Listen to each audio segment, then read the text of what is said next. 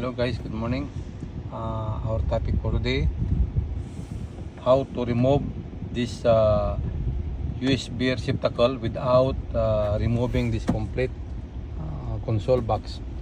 Avoid wasting time and very easy to remove. I will show to you how to remove very easy without removing this complete console box.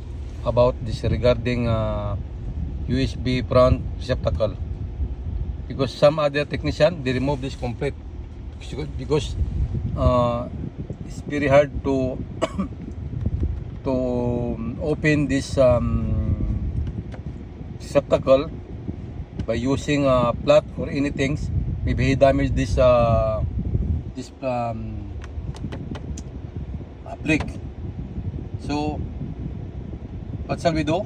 We open this side only to access down, remove the cover, and then you need the flat screwdriver to post this one,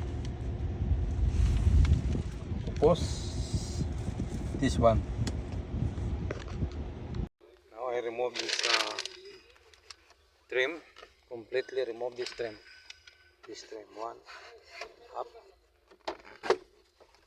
Now I remove already. So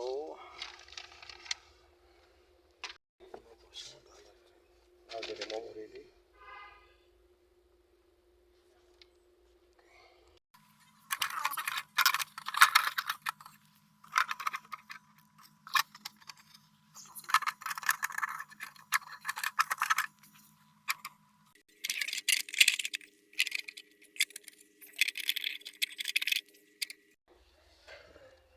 Already disconnected. Okay, disconnect.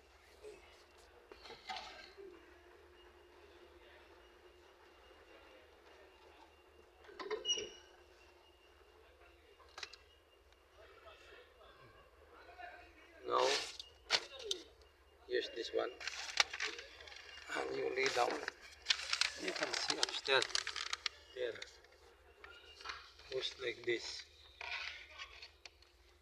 Okay. Push this. Push the lock.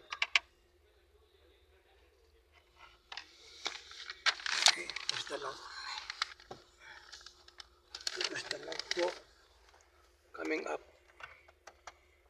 Okay, I will off the video first.